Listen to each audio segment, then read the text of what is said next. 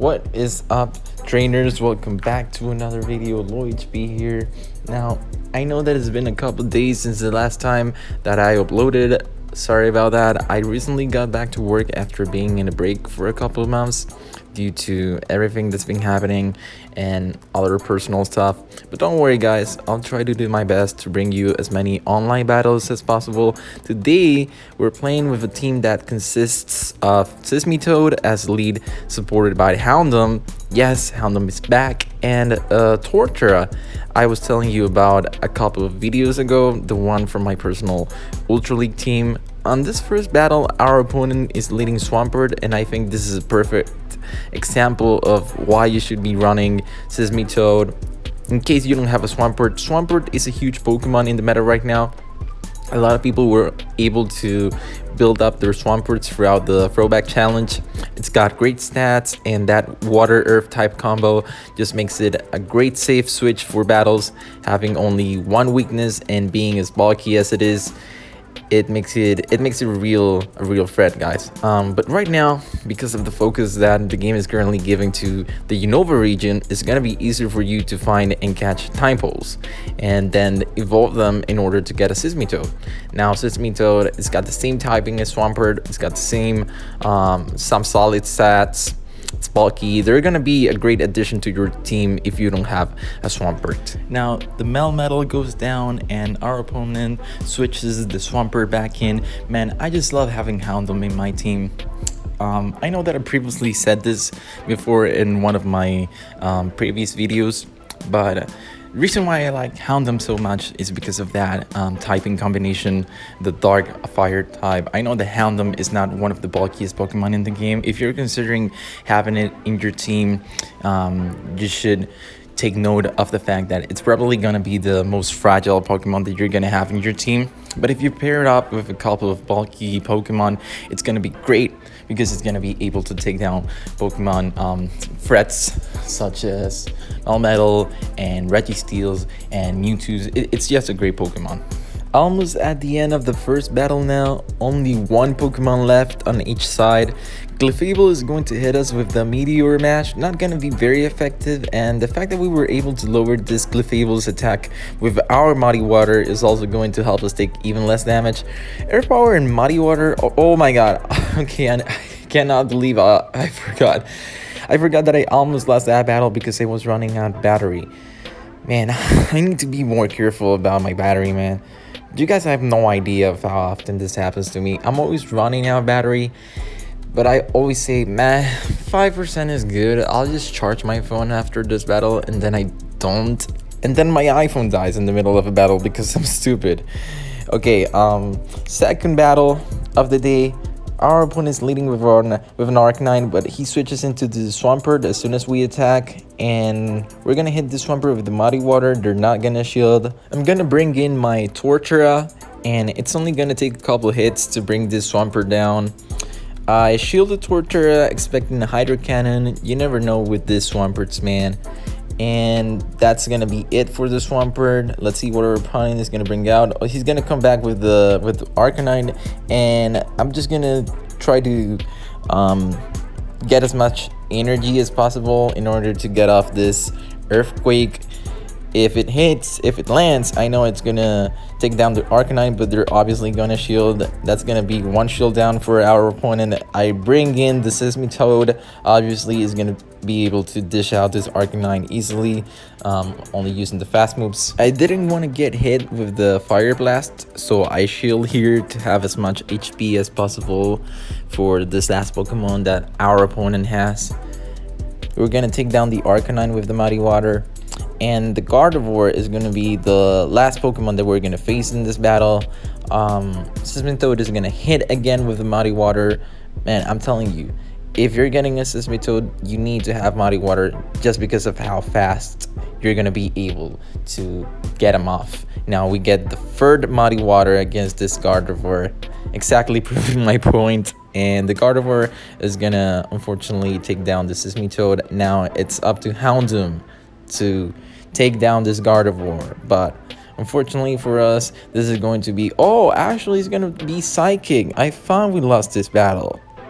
Man, I thought for a second that Gardevoir was gonna use a Dazzling Gleam, and that was gonna be it. It turns out the match ends up in a tie. It's not the worst situation. We move into the third battle of the day.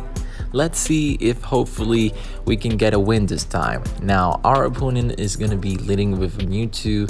The first thought that is going to come off the top of my mind is going to be switching into Houndoom. But actually, what I decide to do is get off this first Muddy Water, as Muddy Water is going to take that shield down.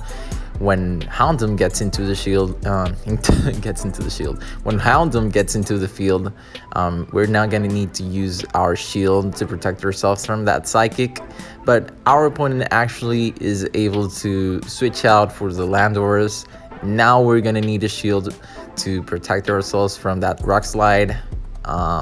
And as soon as the Rock Slide is over, we're going to be able to hit the Landorus with our own Foul Play. Foul Play is going to be able to almost knock out this Landorus. Landorus goes down now, only with a couple of Fire Fangs. And this Giratina is going to be a threat, actually.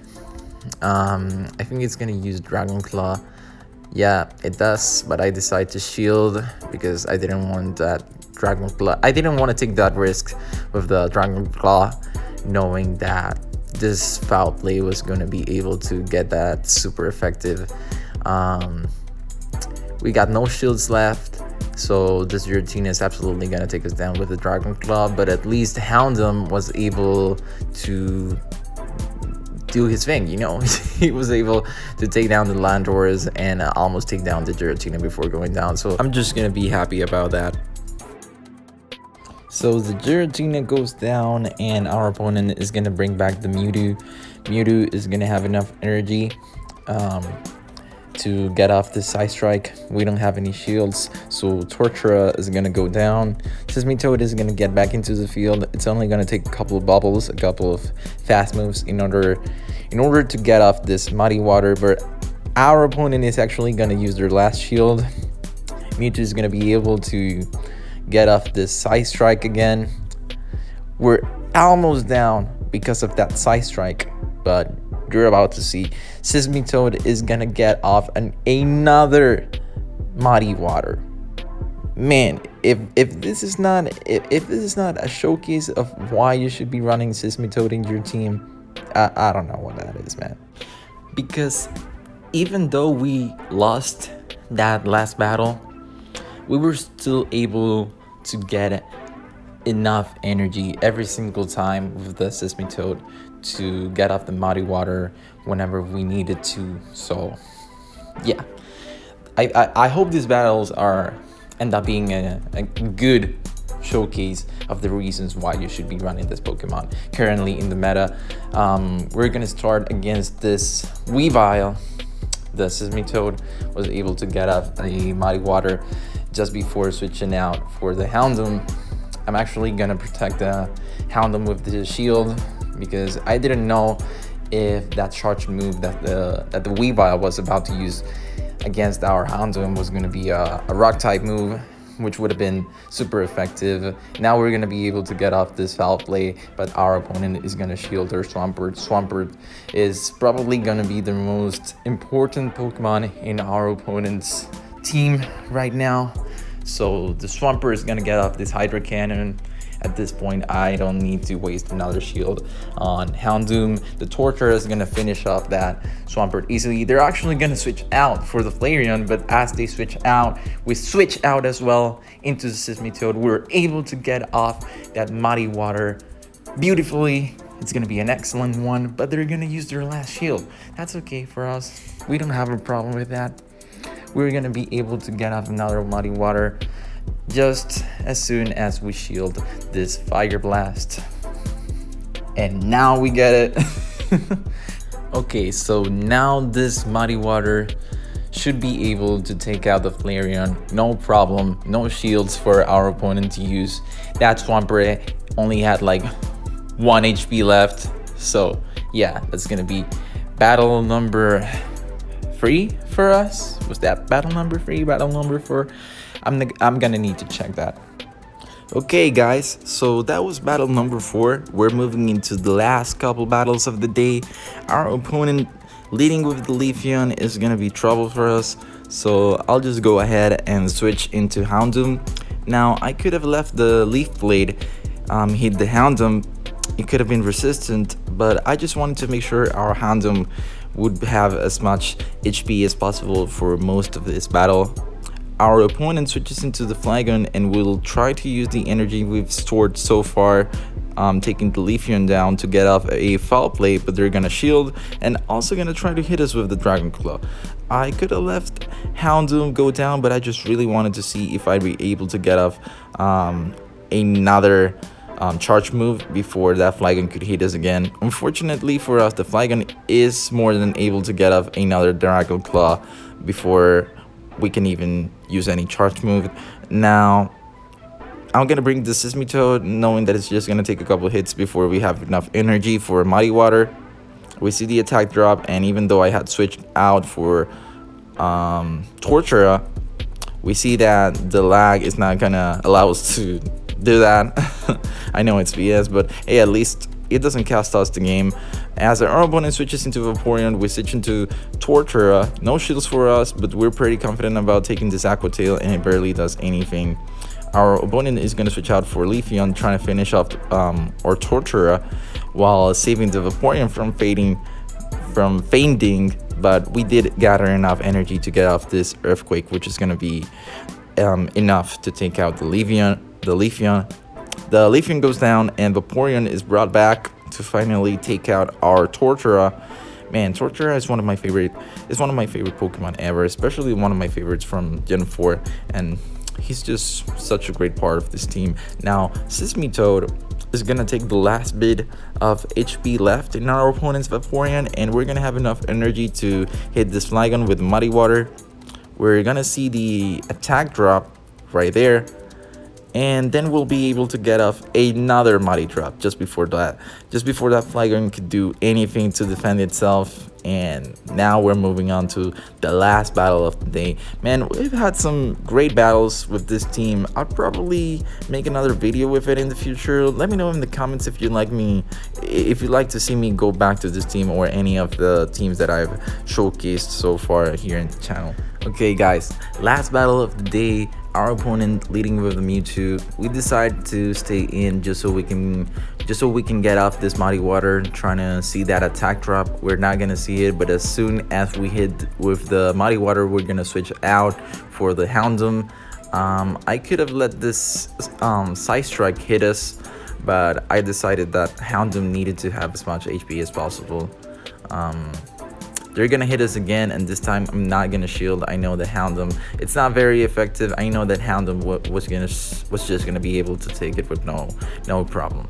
Our opponent is gonna send out the Togekiss, and that's gonna be trouble for our Houndoom, but we have enough energy to get this foul play. Now they're probably gonna shield it. Yes, that's what we see right now, and they take down the Houndoom, but I think it did.